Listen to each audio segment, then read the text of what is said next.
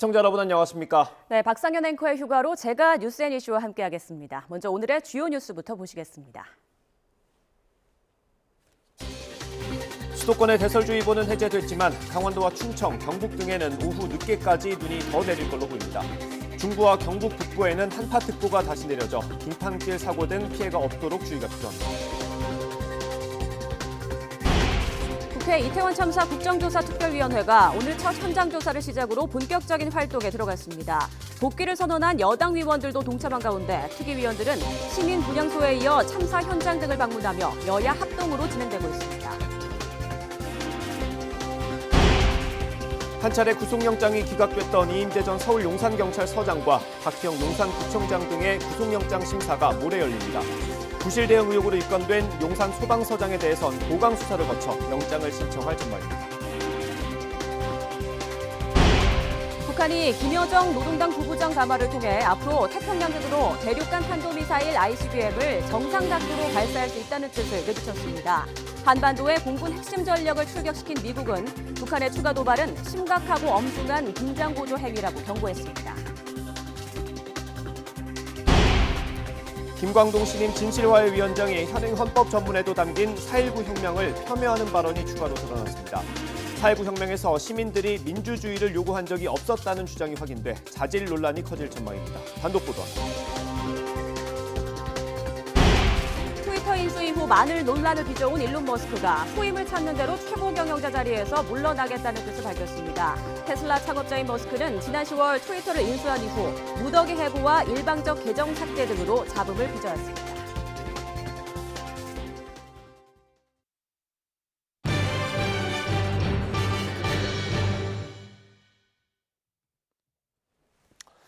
새벽부터 중부지방을 중심으로 많은 눈이 내리고 있습니다. 서울을 포함한 수도권에도 꽤 많이 쌓였습니다. 대설주의보는 현재 강원과 충북, 경북 지역에만 유지되고 있습니다. 수도권 도로 상황 알아보겠습니다. 안동준 기자. 네, 서울 올림픽대로에 나와 있습니다. 네, 지금 도로 상황 어떻습니까? 네, 이곳 올림픽대로는 큰 정체 없이 원활한 차량 통행이 이어지고 있습니다. 다만 일부 지역에는 오후까지 눈이 내릴 것으로 예보돼 있어 퇴근 시간대 기온이 떨어지면 빙판길도 우려됩니다. 폭설로 전국의 도로 상황도 좋지 않습니다. 경기 북부 지역은 출근길 사고에 대비해 양주시 백서급 소사고개에서 말머리고개 2.4km 구간이 새벽 6시부터 통제 중입니다. 경기 남부 지역에서는 중부 내륙 고속도로 창원 방향 남여주 나들목과 여주 분기점 사이에 교통사고가 발생해 2개 차선을 통제하고 있습니다. 대설주의보가 발효됐던 서울에서는 한때 시내버스 13개 노선을 우회하기도 했는데 지금은 4개 노선에서만 우회 운행이 유지되고 있습니다. 서울 전체 주행 차량의 평균 속도는 시속 23km로 평소와 비슷한 수준입니다. 정부와 지자체들도 대응에 나섰는데요. 정부는 어젯밤 11시부터 대설 위기경보를 관심에서 주의 단계로 올리고 중앙재난안전대책본부 1단계를 가동하고 있습니다. 서울시는 제설 2단계를 발령해 제설 장비 1,100여 대를 투입하는 등 미끄러운 도로 관리에 집중하고 있습니다.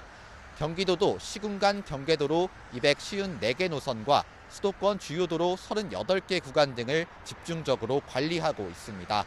특히 서울시는 출근 시간 대중교통 집중 배차 시간을 연장한 데 이어 퇴근 시간에도 30분 연장하기로 했습니다. 빙판길 교통사고가 예상되는 만큼 출근하실 때 자가용보다는 대중교통을 이용하시는 게 권장됩니다. 또 운전을 꼭 해야 한다면 평소보다 안전거리를 충분히 확보하는 등 교통 안전에 신경을 쓰시는 것이 좋겠습니다. 지금까지 서울 올림픽대로에서 YTN 안동준입니다. 네, 전해드린 대로 오후 들어서는 눈이 모두 그칠 것으로 보입니다. 대신 기온이 크게 떨어지겠습니다. 오늘 퇴근길 특히 사고 조심해야겠습니다. 날씨 알아보겠습니다. 홍나실 캐스터. 네, 상암동 야외 스튜디오에 나와 있습니다. 네, 지금 서울엔 눈이 모두 그친 거죠? 네, 그렇습니다. 서울은 현재 눈이 그치고 흐린 날씨가 이어지고 있습니다. 하지만 강원과 경북, 충북 지역을 중심으로는 여전히 대설주의보가 내려져 있고요. 다소 강한 눈이 이어지고 있습니다. 오늘 오후까지 최고 7cm의 눈이 더 내린 뒤 퇴근길 무렵에는 대부분 잦아들 것으로 보입니다. 눈이 그친 뒤에는 찬 공기가 내려오면서 날이 다시 추워지겠는데요. 또다시 중부와 경북 곳곳으로 한파특보가 내려졌습니다. 추위 대비도 철저하게 해주시기 바랍니다. 현재 레이더 영상부터 살펴보도록 하겠습니다. 눈구름이 남동진하면서 수도권 지역은 눈이 대부분 그쳤고요. 충청 이남을 중심으로 시간당 1cm 안팎의 눈이 이어지고 있습니다. 네, 오늘 새벽부터 지금까지 수도권을 중심으로 5에서 10cm 정도의 많은 눈이 내렸습니다. 경기도 양주에 8.3cm, 동두천에는 7.1cm, 서울 노원구에도 4.9cm의 눈이 내려 쌓였는데요. 오늘 오후까지 강원과 제주산 간에 최고 7cm, 충북과 영남 지역을 중심으로는 1에서 5cm의 눈이 더 내리겠습니다. 서울도 수도권 지역은 1cm 안팎의 눈이나 5mm 안팎의 비가 더 내린 뒤 그칠 전망입니다. 눈구름 뒤로는 또다시 강한 한기가 남아합니다. 밤사이 찬 공기가 유입되면서 내일 서울 아침 기온은 영하 9도, 모레는 영하 14도까지 곤두박질하면서 또다시 이번 겨울 최저 기온을 경신하겠고요. 한파 속에 내일부터 서해안과 제주도에는 다시 폭설이 쏟아질 전망입니다. 내일도 최고 25cm의 매우 많은 눈이 예상되는 만큼 철저한 대비가 필요합니다. 낮 동안 기온이 오르면서 눈이 녹는 곳이 있겠지만 퇴근길 무렵에는 다시 찬 공기가 유입됩니다. 따라서 내린 눈과 비가 얼어붙어 도로 곳곳에 빙판을 이루는 곳이 많겠는데요. 오늘 퇴근길에는 되도록 대중교통을 이용을 해주시고요. 보행자는 손을 주머니에 넣거나 스마트폰을 사용하는 행동은 자제를 해주시고 평소보다 보폭을 좁게 해서 걸어주시면 좋겠습니다. 지금까지 YTN 홍나진입니다. 네, 이번엔 고속도로 상황 알아보겠습니다. 한국도로공사 연결합니다. 유가연 캐스터. 네, 지금은 잠시 소강 상태를 보인 곳도 있지만 중부지방과 경북에 대설주의보가 발효 중이고 충북과 강원 지역에는 계속해서 눈발이 거세게 일고 있습니다. 눈이 내리는 지역이 계속해서 바뀌고 있어서 날씨 정보에 유의하셔야겠고요. 일부 기온이 높아진 구간에서는 비가 내리는 곳도 있어서 눈길과 빗길 모두 50% 이상 감속하면서 사고를 예방하시기 바랍니다.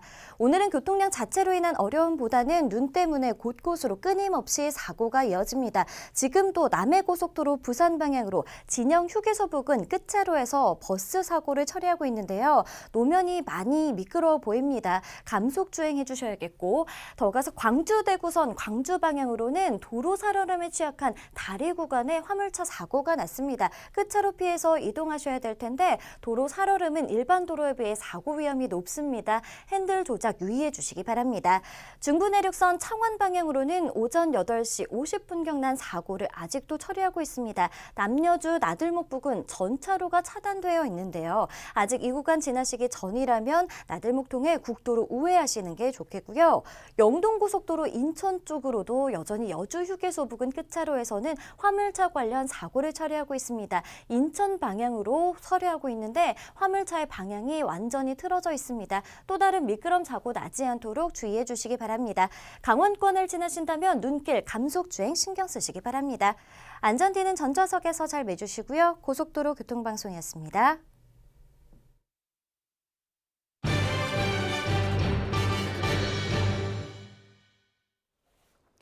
이태원 참사 국정조사 특위가 오늘부터 현장 조사를 시작하며 본격적인 활동에 들어갔습니다.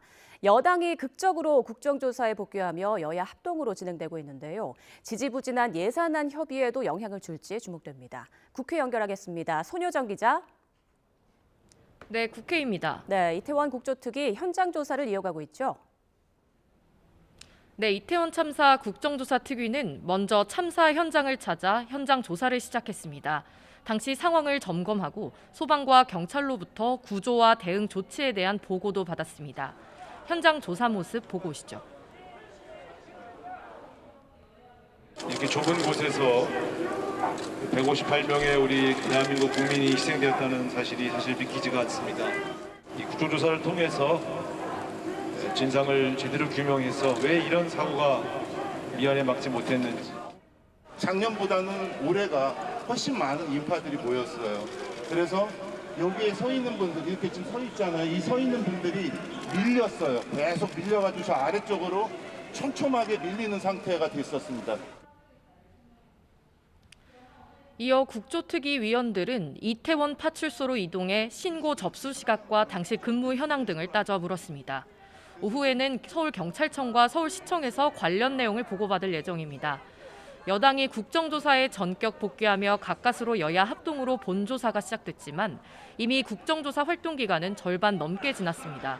청문회 핵심 증인 채택과 기한 연장 문제를 두고 여야가 다시 충돌할 가능성은 여전히 남아 있습니다. 네, 그리고 내년도 예산안을 두고 여야의 협상도 계속되고 있다고요? 네, 국민의힘 주호영 원내대표와 민주당 박홍근 원내대표는 어제 비공개 회동하며 쟁점 사안을 논의한 것으로 파악됐습니다. 하지만 여전히 경찰국과 법무부 인사정보관리단 설치 예산 등을 두곤 평행선을 달리고 있습니다. 여야 원내대표의 말 각각 들어보겠습니다. 예산은 정부의 동의가 필요한 부분이 있지 않습니까? 정액에는 정부의 동의가 필요하기 때문에 정부의 의견을 듣지 않은 채로 우리가 일방적으로 할 수도 없는 그런 상황입니다. 이제는 집권 여당 국민의힘이 결단해야 합니다. 국민의힘도 더 이상 용산 바라기가 아닌 민생 바라기가 되기를 바랍니다. 다만 여당이 어제 국정조사에 전격 복귀하면서 지지부진하던 예산안 협상도 물꼬가 트일 것이라는 관측도 조심스럽게 나오고 있습니다. 네, 국민의힘은 100% 당원 투표로 새 당대표를 뽑기로 가닥을 잡았는데요. 이런 가운데 당권 주자 간 신경전도 본격화하는 모습이죠. 네, 어제 상임 전국위에서 당원 개정안이 의결되며 100% 당원 투표 방안은 사실상 구분응선을 넘은 상태입니다. 당권 주자들이 난립하고 있는 가운데 후보 간 단일화나 연대설도 주목받고 있는데요. 친윤계인 김기현 의원과 장제원 의원은 자신들을 향한 연대설에 이렇게 답해 눈길을 끌기도 했습니다. 김장은 담그면 되는 것이지 뭐 김장 담근다고 선언하고 김장을 담그나요. 잘 담궈서 맛있게 식단에 올려놓으면 풍부하고 맛있는 음식, 반찬을 통해서 우리 국민들의 건강도 그리고 정치권에서 영양분도. 말씀 본 지 얼마 안 돼가지고 벌써 결혼하라 그러는데 커피도 먹어보고 영화도 같이 봐보고 밥도 같이 먹어보고 데이트를 해야 결혼을 결정하지 않겠습니까? 반면 비윤계인 유승민 전 의원은 오늘 YTN에 출연해 당원 투표 100%를 비롯한 전당대회 룰 개정을 거듭 비판했습니다. 국민의 힘이라고 적어놓고 당원의 힘이 돼버렸잖아요. 제 개인의 문제를 떠나서 이게 우리 당이 18년 이전으로 그러니까 도로 한나라당이 돼버린 거죠. 상대적으로 인지도가 높은 것으로 평가받는 안철수 의원 역시 당심 100% 반영엔 부정적입니다. 나경원 전 의원도 출마 가능성을 열어뒀지만 다른 후보와의 연대설에는 선을 긋는 등 주요 후보 간 셈법이 갈수록 복잡해지는 분위기입니다. 지금까지 국회에서 YTN 손유정입니다. 이태원 참사 때 인명피해를 키운 혐의를 받는 박희영 용산구청장과 이임재 전 서울 용산경찰서장 등 경찰과 용산구 관계자 4명이 모레 구속영장 실질심사를 받습니다. 서울 서부지방법원은 모레 오전 10시 반 이임재 전 서장과 전 용산서 112 상황실장에 대한 구속영장 실질심사를 진행합니다. 또 이어 오후 2시엔 박희영 구청장과 용산구 안전재난과장의 심사를 엽니다. 이들은 이태원 참사 전 안전대책 수립을 세우지 않고 참사 이후에도 적절한 조치를 취하지 않아 인명피해를 키운 혐의를 받습니다. 한덕수 국무총리가 이태원 참사 시민 분향소를 예고 없이 방문했다가 유가족들의 항의를 받고 돌아가는 과정에서 무단횡단하는 영상이 퍼지고 있습니다. 이 영상을 보면 한 총리는 그제 19일 오후 2시 반쯤 서울 녹사평역 인근 이태원 참사 희생자 시민 분향소를 찾았다가 돌아가면서 보행 신호가 빨간불인 상태에서 횡단보도를 건넜습니다. 이런 가운데 한 네티즌은 인터넷 커뮤니티에 글을 올려 한 총리의 무단 횡단을 서울 용산경찰서에 신고했다고 밝혔습니다. 대전시의회 의원들이 연말을 맞아 잇따라 유럽 출장을 떠났습니다. 정책 대안을 제시하겠다는 취지지만 그 일정을 보면 유명 관광지가 상당수 포함돼 있어 외유성 연수라는 지적이 나오고 있습니다. 이상곤 기자입니다. 대전시의회는 지난 18일부터 2개 상임위가 연달아 6박 8일 일정으로 유럽 출장에 나섰습니다. 누리집에 공개된 출장 계획서를 살펴봤습니다. 행정자치위원회의 방문지는 프랑스와 스위스, 이탈리아로 유럽 선진도시의 문화관광 산업 우수 사례를 벤치마킹해 관광객 유치 전략 등을 제시하는 게 출장 목적입니다. 그러나 일정표를 보면 누브르 박물관과 니기산 등 대표적인 관광지를 돌아보는 것일 뿐 이응로 미술관 명예관장 말고는 구체적으로 만날 전문가가 적혀있지 않습니다. 트램 탑승 체험과 도시 재생 사례 탐방 등을 목적으로 스페인과 프랑스를 방문하는 산업건설위원회, 세부 일정을 보니 스페인 광장과 오르세 미술관, 에펠탑 등 주요 관광 명소 방문이 예정된 것으로 확인됐습니다. 두 일정에 투입된 예산만 7,600만 원 정도로 이 가운데 1,000만 원은 의장과 제1부의장의 업무 추진비가 활용됐습니다. 해당 의원들은 외유성 연수라는 비난이 쏟아졌지만 예정대로 해외로 떠났습니다. 더불어민주당은 소속 의원이 해외 출장에 참여했음에도 연수가 아닌 크리스마스 시즌 유럽 여행을 떠난 것이라며 비난했습니다. 또 행자위의 경우 여행사 선정 과정에서 시의원과 특수관계인 업체가 선정돼 특혜 의혹을 사고 있다며 공무 연수에 대한 내실을 기해야 한다고 강조했습니다. 국민들 또 시민들의 시각에서 봤을 때 비판받아 마땅하다면 당연히 우리 민주당에서는 비판하는 것이 맞다라는 그런 취지로 논평을 내게 된 겁니다. 시민단체는 국외 출장 심의위원회가 서면 방식으로 이루어진 것도 문제지만 회의 결과가 제대로 공개되지 않아 투명성이 떨어지고 출장 성과도 기대하기 어렵다고 지적했습니다. 지금 대전시가 추진하고 있는 정책과 좀 동떨어져 있어서 이런 계획을 가지고 대전시에 어떻게 적용할 건지 이런 것들이 좀 약간 의문이 많이 드는 부분이 있습니다. 앞서 대전시의회 이상래 의장은 지난 9월 임기 첫 정례회 기간 중 해외 출장을 떠났다가 문매를 맞고 사과했습니다. 혈세가 투입되는 시의원 해외 출장을 두고 좀처럼 논란이 끊이지 않고 있습니다. YTN 이상곤입니다. 코로나19 신규 확진자는 이틀 연속으로 8만 명대가 나왔습니다. 증가세가 계속되는 가운데 오미크론 하위 변이 점유율도 높아지고 있습니다. 취재기자 연결합니다. 최명신 기자. 네, 최명신입니다. 네, 자세한 발생 현황 전해주시죠. 네, 오늘 0시 기준 코로나19 신규 환자는 88,172명입니다. 전날보다 600여 명 늘어 이틀 연속 8만 명대를 기록했습니다. 일주일 전보다는 3천여 명, 2주 전보다는 13,000명 넘게 많습니다. 9만 명대를 기록했던 지난 9월 14일 이후 98일 만에 가장 많은 수치입니다. 확진자 한 사람이 몇 명에게 감염시키는지를 나타내는 감염 재생산 지수는 1.08로 9주째 1 이상을 유지했습니다. 최근 코로나19에 감염된 사람 가운데 2번 이상 감염된 확진자 비율은 15.88%로 일주일 전보다 1.19%포인트 증가했습니다. 재감염되는 사람이 신규 환자 6명 가운데 1명꼴인 셈입니다. 정부는 코로나19 주간 위험도를 8주 연속 수도권 비수도권 모두 중간으로 평가했는데요. 중환자 병상 가동률이 30%대로 안정적인 상황을 유지하고 있는 점을 고려했습니다. 확진자 규모가 커지면서 위중증 사망 피해는 늘고 있습니다. 위중증 환자는 512명으로 나흘 연속 500명대를 기록했고 코로나19로 숨진 사람은 59명 나왔습니다. 특히 지난 일주일간 사망자의 95.4%는 60세 이상 고령층인 것으로 집계됐습니다. 정부는 최근 기온이 급락하면서 실내 활동이 많아지고 연말 모임 증가로 개인 간 접촉도 늘면서 이번 재유행 진행 양상을 예단하기 어렵다고 밝혔습니다. 특히 재감염률이 꾸준히 늘고 있고요. BA1 변이 검출률이 20%를 넘고 있어서 방역 상황을 예의주시할 필요가 있다고 강조했습니다. 오미크론 하위 변이인 BA1 변이는 11월 닷새 주 검출률 13.2%로 10%를 넘은 뒤에 이달 첫째 주 17.4%를 거쳐 둘째 주 20%를 돌파했습니다. 국내 우세종 BA5 변이는 이달 첫째 주 검출률 60.5%에서 둘째 주에 52%로 하락했습니다. 지난달 21일부터 시작된 겨울철 백신 집중 접종 기간이 오늘로 한 달째가 됐는데요. 정부 목표치엔 한참 미치지 못하고 있습니다. 현재 감염 취약시설 접종률은 47.5%, 60세 이상 고령층의 경우엔 28.3%입니다. 정부는 실내 마스크 착용 의무 조정과 관련해선 구체적인 기준을 만들고 있다며 모레 중대본회의에서 상세하게 설명하겠다고 밝혔습니다. 지금까지 사회부에서 YTN 최명신입니다.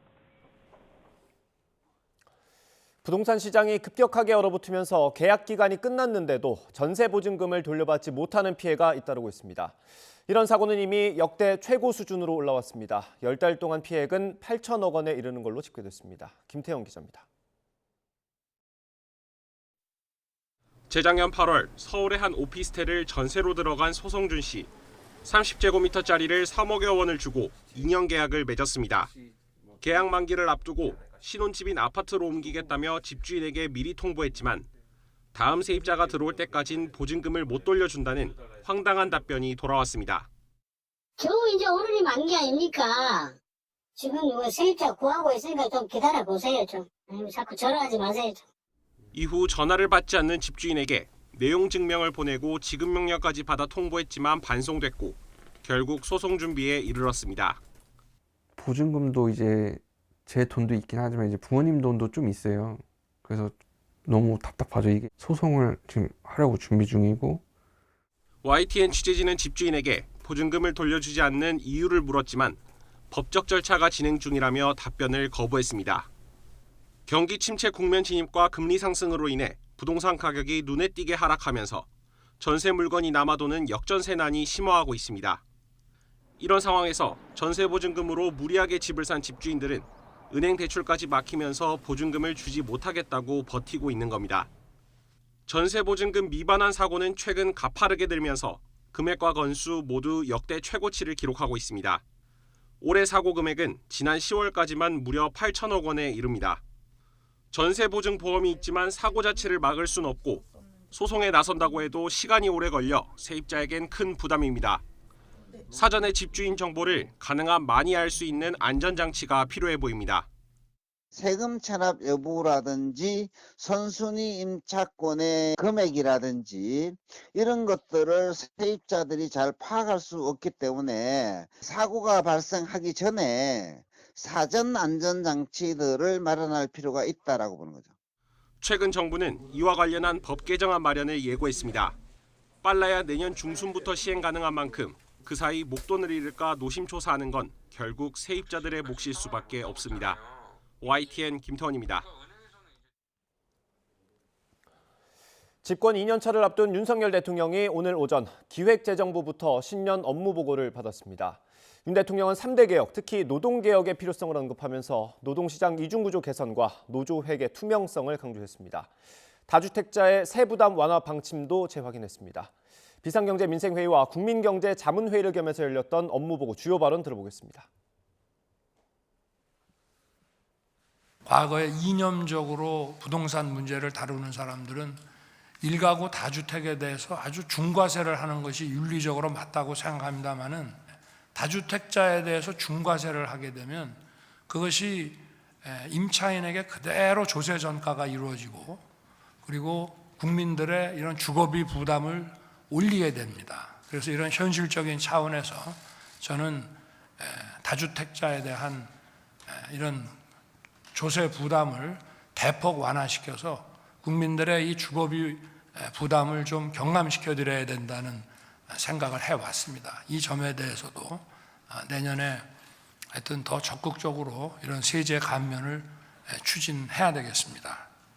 노동개혁, 교육개혁, 연금개혁이라고 하는 것을 인기가 없고 하더라도 우리는 국가의 미래를 위해서 또 미래 세대를 위해서 반드시 해내야 하고 2023년은 바로 이 개혁을 우리가 적극적으로 추진하는 개혁 추진의 원년이 되도록 해야 됩니다. 저는 그중에서 가장 우선적으로 해야 될 것이 노동개혁이라고 생각합니다. 노동시장에서의 이중구조 개선이라든가 이런 합리적 보상체계 또 노노 간에 있어서의 어떤 그 착취적인 그런 시스템을 바꿔나가는 것은 그것이야말로 노동의 가치를 존중하는 것이 됩니다. 노노 간의 이중구조와 양극화가 심화된다고 하고 그 사이에서 어떤 그 자본과 노동 사이에서 많이 논의됐던 것처럼 그런 만약에 착취구조가 존재한다면 그 자체가 벌써 노동의 가치를 떨어뜨리는 것이고 노동의 가치를 무시하는 게 됩니다. 그래서 저는 그 이중구조 개선이라는 측면에서 노동개혁의 이 공정성이 매우 중요하다 이렇게 생각하고 있고요. 노조 부패도 공직부패, 기업부패와 함께 우리 사회에서 척결해야 될 3대 부패의 하나로서 우리가 여기에 대해서 엄격하게 법 집행을 해야 된다고 생각합니다. 그런 차원에서 우리가 이 기업 부패를 막는 첫 번째는 기업 회계의 투명성이었습니다. 우리가 IMF 이후에 많은 어려움이 있었습니다만은 결국은 그 회계 투명성 강화라고 하는 이 과정을 통해서 우리 기업을 세계적인 기업으로 이끌어낼 수 있었습니다.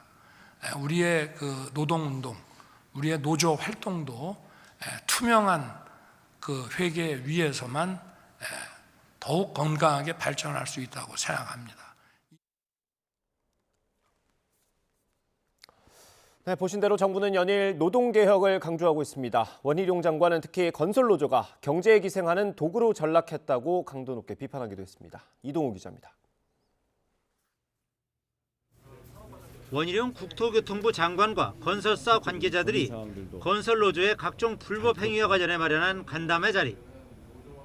건설 현장 감독 등이 건설노조의 횡포를 고발하면서 현장에서 느끼는 무력감도 토로합니다.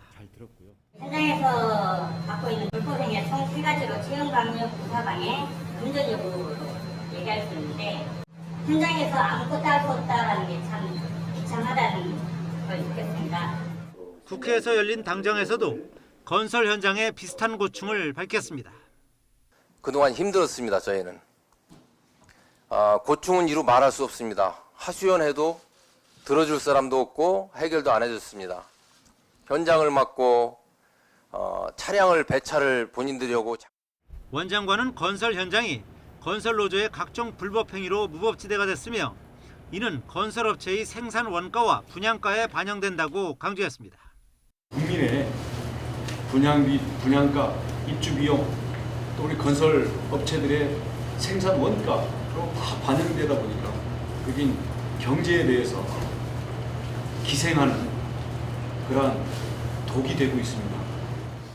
이어 건설노조가 노조원 채용을 강요하고 원래비 명목으로 금품을 뜯어가면 서민 노동자들이 피해를 본다며 이는 공정거래법 위반이라고 지적했습니다. 이와 관련해 국토부는 경찰과 함께 내년 6월 25일까지 200일 동안 건설 현장 불법행위 특별단속을 벌일 예정입니다. 건설 하도급 업체들이 타워크레인 기사에게 지급하는 수고비 형식의 원래비 관행과 건설 노조의 조합원 가입 강요는 물론 채용 강요와 관련한 과거의 사건까지도 모두 확인할 방침입니다. 공정위에서도 원래비와 관련한 전면적 조사에 들어갈 것이라며 이 과정에서 자료를 내지 않거나 폭력을 행사하면 검찰과 경찰 수사로 들어가게 될 것이라고 경고했습니다. 건설 노조의 불법 수익도 끝까지 환수할 수 있도록 저희들이 이번에 이 정부합동팀에서 철저히 하도록 하겠습니다.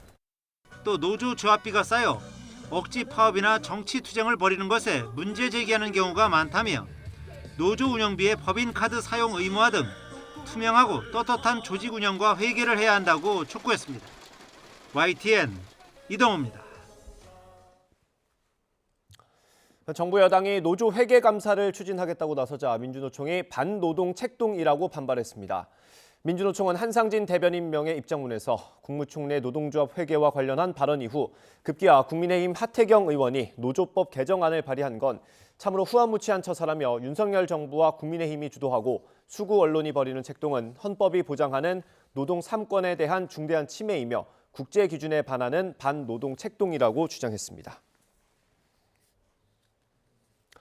이번 달 들어 20일까지 수출이 1년 전보다 9% 정도 감소했습니다. 관세청은 지난 1일부터 20일까지 수출액이 336억 4천만 달러로 지난해보다 8.8% 감소했다고 밝혔습니다. 이로써 이번 달 20일까지 무역 수지는 64억 2천만 달러 적자를 기록했습니다. 올해 누적 무역 적자는 489억 7천만 달러로 연간 기준 역대 최대가 됐고 올해 말 기준 연간 무역 수지도 지난 2008년 이후 14년 만에 적자를 기록할 것으로 예상됩니다. 실수로 잘못 송금한 돈이 있다면 내년부터 5천만 원까지는 돌려받을 수 있습니다. 예금보험공사는 차고 송금 반환 지원 등에 관한 규정을 개정해서 제도 지원 금액 상한을 1,000만 원에서 5천만 원으로 확대했다고 밝혔습니다. 개정 사항은 내년 1월 1일부터 시행됩니다. 예금보험공사는 최근 비대면 금융거래가 증가하면서 차고 송금 발생 빈도와 금액이 증가하는 점을 반영해 개정을 추진하게 됐다고 설명했습니다.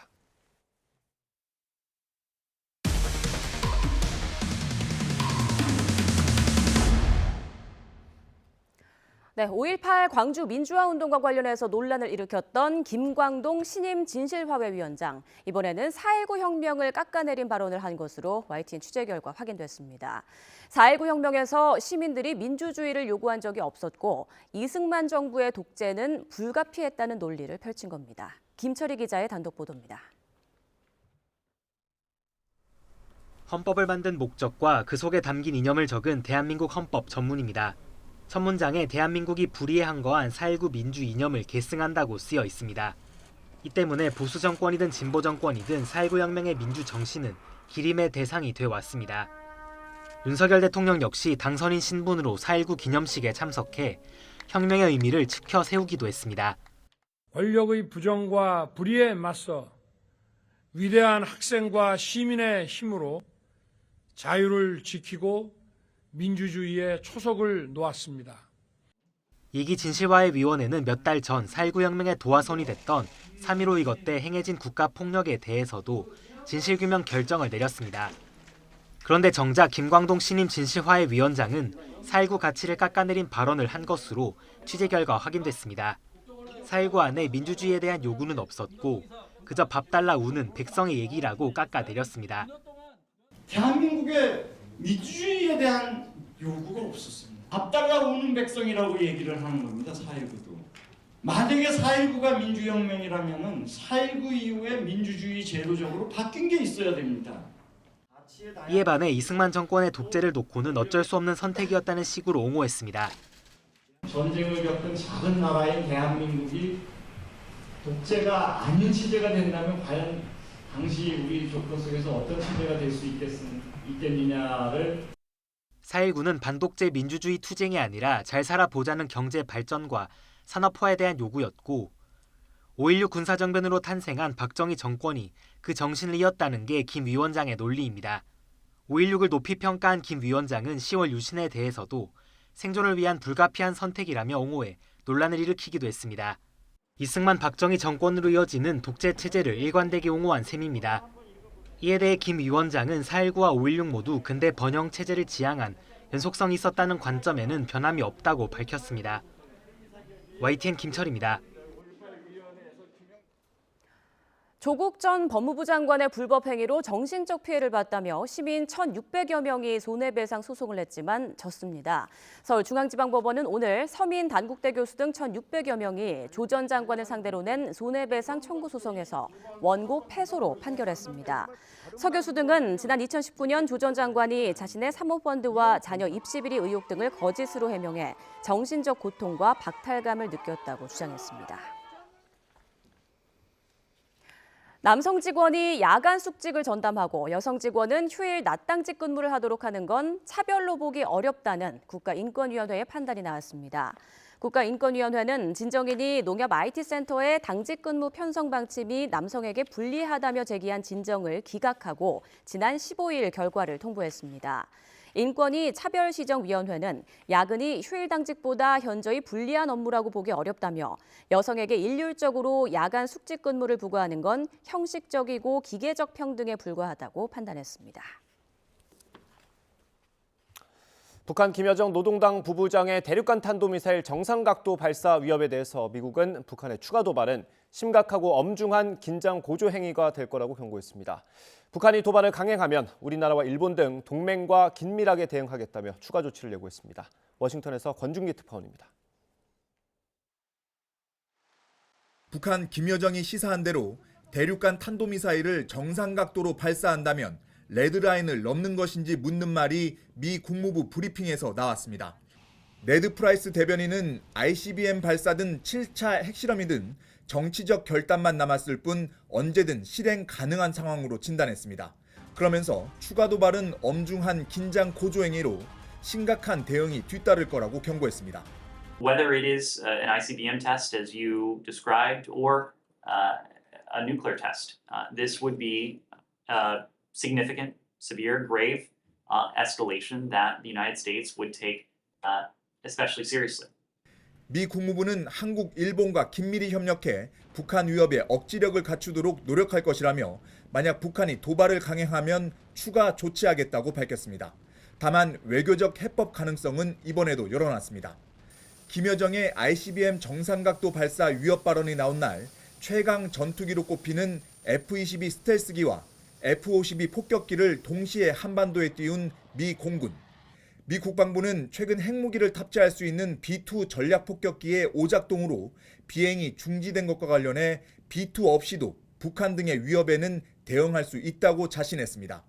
특히 한반도 인근에 전개한 B-52 폭격기가 B-2를 대신할 수 있는 전략 자산이라는 점을 분명히 했습니다. We also have the B-52, which is both conventional and nuclear capable. But I'm confident that we continue to maintain the bomber capability that we need to deter adversaries. 북한 정찰 위성 수준을 헐뜯었다며 김여정이 반발한 가운데 미 국방부는 북한 위성 수준에 대해선 말하고 싶지 않다면서도 지금은 우주 영역의 역할이 그만큼 중요하다는 걸 입증한다고 언급했습니다. 워싱턴에서 YTN 권윤기입니다.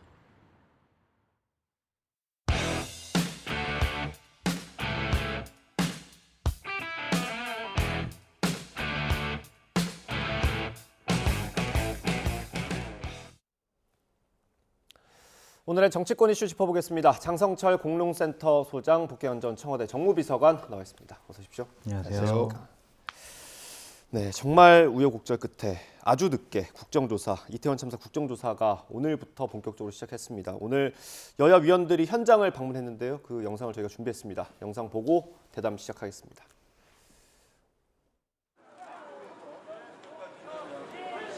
밀렸어요. 계속 밀려가지고 이제 파는 그런 주점들이고 이태원 참사 현장에 대한 현장 조사를 개시하겠습니다. 지금 여러분 마음으로 느끼시겠지만 이렇게 좁은 곳에서 158명의 우리 대한민국 국민이 희생되었다는 사실이 사실 믿기지가 않습니다. 얼마나 고통스럽게, 얼마나 아프게 유명을 다하셨을까 생각하니까 가슴이 좀 먹먹합니다. 자칫 반쪽이 될 수도 있었는데 여당이 결단을 했습니다. 늦었지만 잘한 결정이라고 봐야겠죠. 잘했죠. 그러니까 결단을 하게 된 과정도 상당히 좀 부적절하다라고 말씀을 드려요. 이미 국회 본회의에서 여야 합의로 처리된 국정조사 계획서입니다. 다른 조건을 달아서 우리가 이상민 장관 해임 건의안 내면은 국정조사 참여 안 해. 이러한 반응은 옳지 않았다라고 말씀드리고요.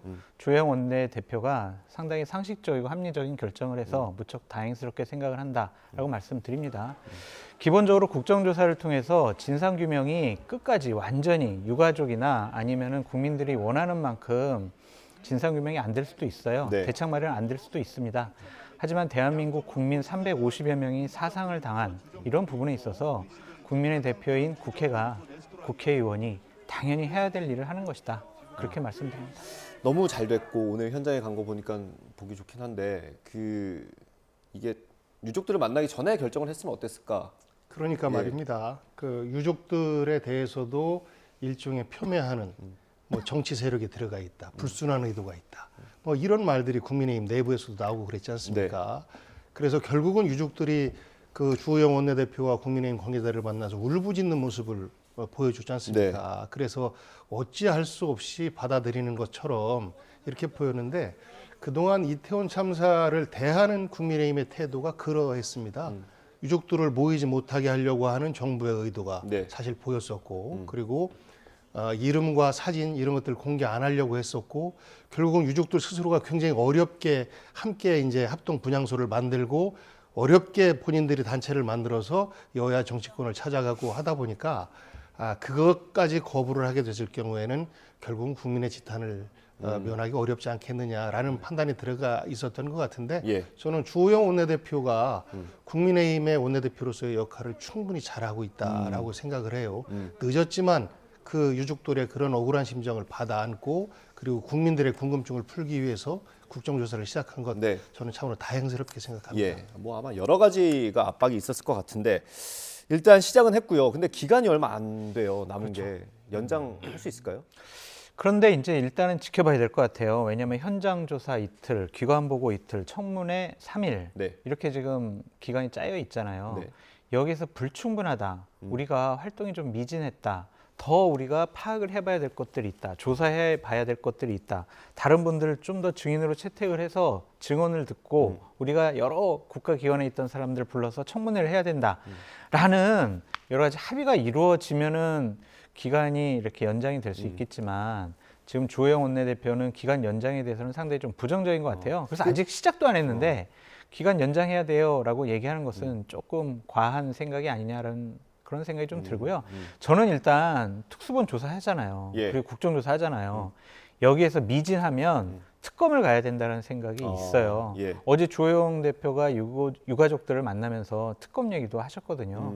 그래서 당연히 유가족들이 원하고 국민들이 원하고 진상규명이 제대로 안 되면 특검을 통해서 제대로 된 진상규명 해야죠. 뭐든지 해야 된다라고 네. 말씀드립니다. 일단 뭐든 할 수 있는 데까지는 해봐야겠죠. 국정조사에서 멈추지 말고 해야 되는데 일단 국정조사 지금 증인으로 채택된 인물들 가운데 총리는 제외가 됐습니다. 아마 민주당에서는 욕을 할 것 같은데 가능할까요? 국민의힘에서 동의해주기 어려울 것 같습니다. 왜냐하면 총리라고 하는 사람은 국정 전반을 통과를 하고 대통령을 대신해서 그 행정부의 대표로서 활동하는 분인데 그에 대한 책임을 인정하는 꼴이 되기 때문에 여당에서는 받아들이기 어려울 것 같은데 민주당 입장에서는 행정을 전체를 책임지는 사람의 입장과 자세는 어떠했는지 그리고 그동안에 이태원 참사를 바라보는 여러 차례 말 실수들이 있었지 않습니까? 네. 그런 부분에 대한 질책 이런 것들을 이제 청문회를 통해서 보여주고 싶은 생각이 있는 것 같은데요. 네. 저는 이것이 국정조사를 늦게 하거나 혹은 주요 본질을 가로막는다면 굳이 총리 증인 채택을 가지고 싸울 필요는 없다라는 생각을 개인적으로 좀 가지고 있는데요. 조금 전에 이제 장 수장 말씀하시는 것처럼 기한 연장과 특검. 네. 저는 특검을 받을 리는 만무하고 그저 정치적 수사다. 그건 주호영 원내대표의 정치적 수사다라고 생각을 하고요. 기한 연장과 관련해서도 지금 며칠 안 남았지 않습니까? 예. 날짜를 정확히 안 따져봤는데 1월 초에 1월 7일인가? 7일까지입니다. 7일인가 그렇게 끝나죠? 그러면 정말로 며칠 안 남은 거예요. 네. 오늘부터 시작해서 현장 조사하고 기관 보고도 받고 그다음에 청문회 6일 날 청문회까지 끝나고 나면 7일 날 국정조사 마무리 보고서를 채택해야 되는 것인데 이 보고서 채택이 되기가 굉장히 어려운 상황이 될 겁니다. 왜냐하면 6일 날 거의 자정까지도 청문회가 진행될 것이 뻔하기 때문에 그러면 불가피하게 이게 좀 연장돼야 되는데 국민의힘과 정부 여당 입장에서는 이태원 참사라고 하는 주제가 언급되는 것 자체가 좀 불편하지 않겠습니까? 예. 그래서 연장을 안 하려고 할 텐데 최소한의 기간만큼만이라도 좀 연장을 해줘야 제대로 된 국정조사 보고서만이라도 낼 수 있는 것 아닌가. 근데 현재는 물리적으로 너무 지금 부족한 상태인 거는 사실인 것 같아요. 총리 얘기 나온 김에 요거 하나 여쭤보고 주제 넘어가겠습니다. 그 유가족 시민분향소 찾아갔던 것 영상 나왔지 않았습니까? 그거 보고 좀 비판을 강하게 하셨더라고요. 감정이 없는 분 아니냐라는 좀 생각이 들고 지금 국정 운영의 2인자잖아요. 그분이 저런 행동밖에 할 수가 없었다는 것 자체가 저분이 이태원 참사를 바라보는 인식과 판단 그런 것들이 상당히 좀 부적절한 거 아니냐라는 좀 생각이 듭니다.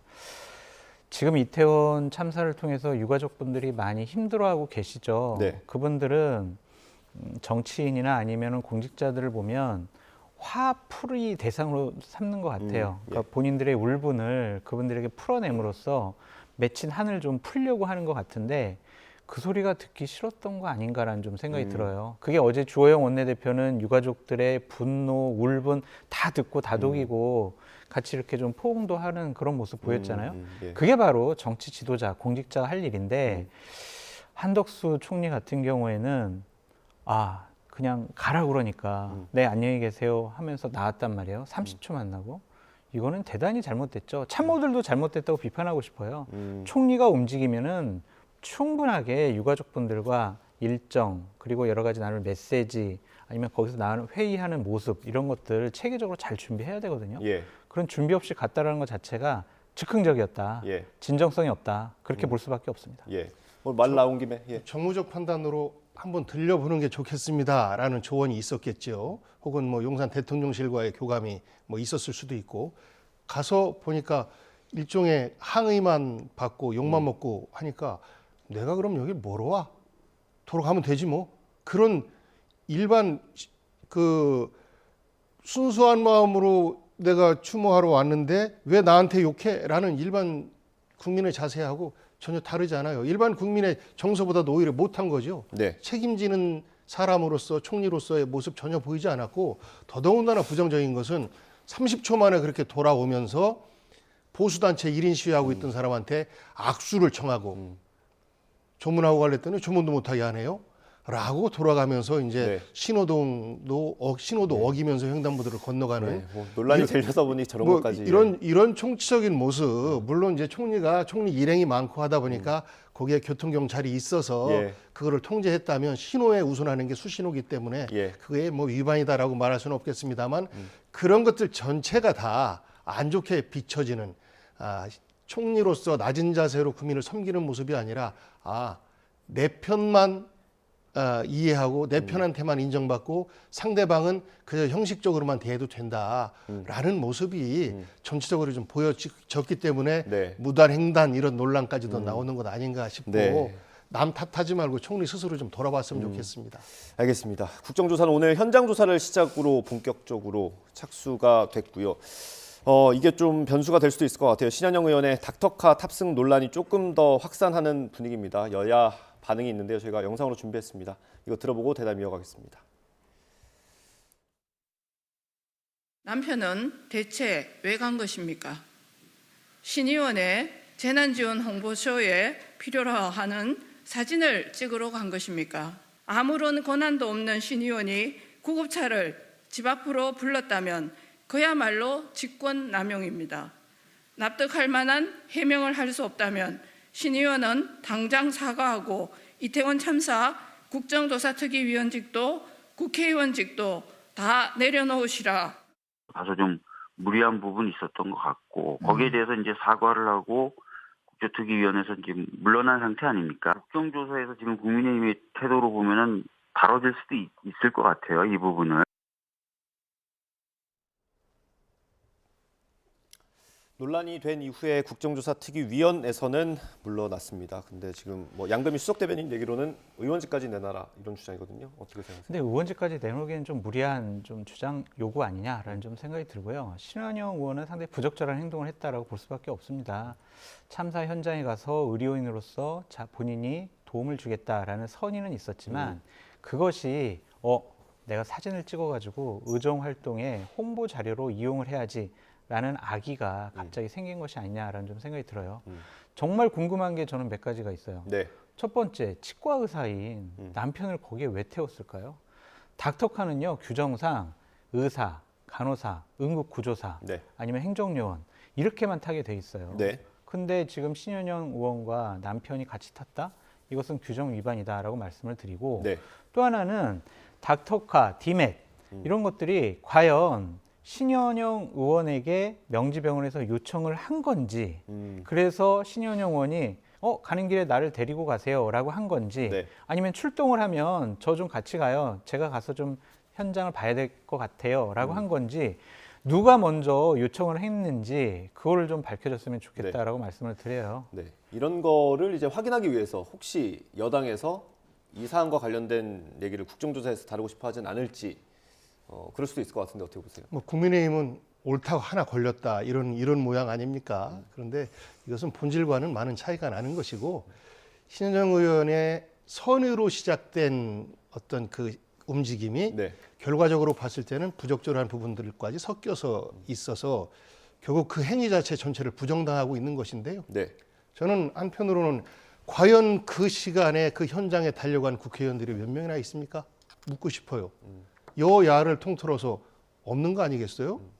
그러면 그 현장에 달려간 신현영 의원의 일종의 내 의사 면허를 가진 국회의원으로서 이런 역할을 하는 걸 보여줘야지라는 그런 욕심이 숨어져 있었다 할지라도 저는 그런 부분은 바람직한 의정활동의 한 부분이다라고 생각을 해요. 다만 그 과정에서 어떻게 하는 것이 내가 국회의원의 신분이 아닌 의사의 자격을 갖춘 사람으로서 혹은 디맷과 관련된 훈련까지 받은 사람으로서 여기에 적응하는 게 어떻게 해야 되는지에 대한 구체성 부분에 대한 고민은 좀 없었던 것처럼 보입니다. 그리고 조금 더 선의로 해석하면 여성 혼자 현장으로 가는 것인데 그 뭐 비서도 안 부른 거 아니겠습니까? 그러면 남성인 남편이 그런 역할을 대신 해주기 위해서 간 것 아닌가라는 선의의 해석 또한 가능해요. 만약 신현영 의원이 남성이라면 부인 그렇게 같이 가겠습니까? 아니거든요. 그러하기 때문에 여성 의원이기 때문에 일종의 남편에게 그 현장에서의 어떤 그